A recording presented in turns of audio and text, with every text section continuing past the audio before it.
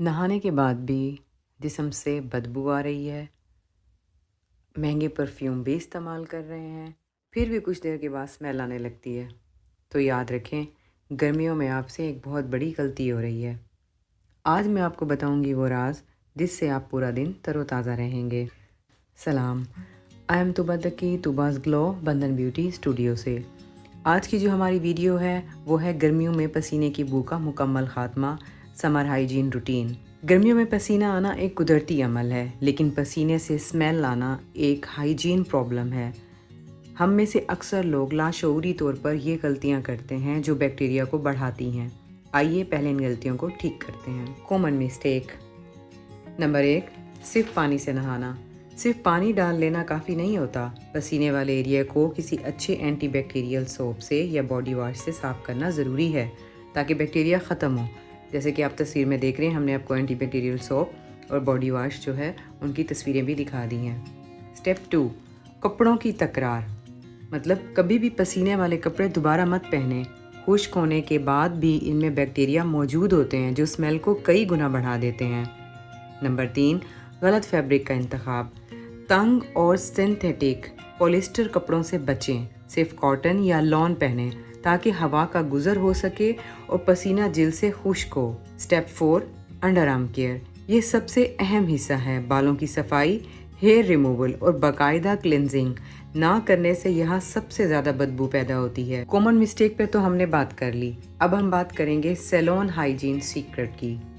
तो चलें स्टार्ट करते हैं।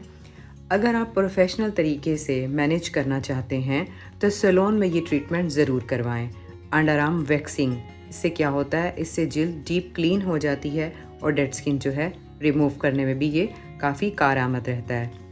Number 2, exfoliation. हफ्ते में एक बार या फिर सैलून में या फिर घर में स्क्रबिंग ज़रूर करें ताकि बैक्टीरिया की जगह ही ना बने। सैलून हाइजीन सीक्रेट की बात कर ली, अब हम बात करेंगे कि होममेड डिओड्रेंट आप कैसे बना सकते हैं।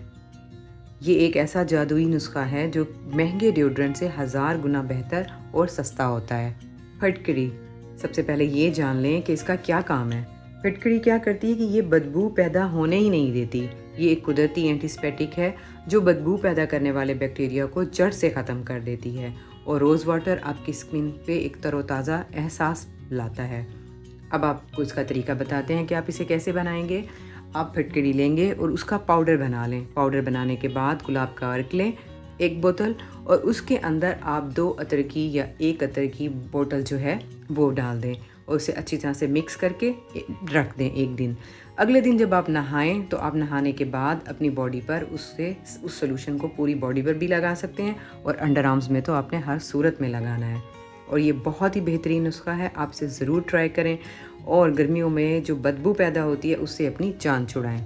याद रखें, तरोताज़ा रहने के लिए महंगी चीज़ें नहीं बल्कि कंसिस्टेंसी ज़रूरी है। लेकिन रुकिए, अगर आपके अंडर आर्म्स पसीने या गलत प्रोडक्ट्स की वजह से स्याह हो चुके हैं और आप जानना चाहते हैं कि मार्केट में वो कौन से डिओड्रेंट हैं जो बेस्ट हैं और स्किन को काला नहीं करते और ज़बरदस्त रिजल्ट देते हैं, तो मेरी अगली वीडियो का इंतज़ार करें। मैं बहुत जल्द इस पर एक डिटेल वीडियो ला रही हूँ जिसमें हम अंडर आर्म्स ब्राइटनिंग पर भी बात करेंगे। अगर आपको मेरी वीडियो अच्छी लगी है तो इसे सेव करें और शेयर करें। और जाने से पहले मेरा एक सवाल, क्या आपको भी गर्मियों में पसीने की स्मेल का मसला होता है? कमेंट्स में ज़रूर बताएं। अल्लाह हाफिज़।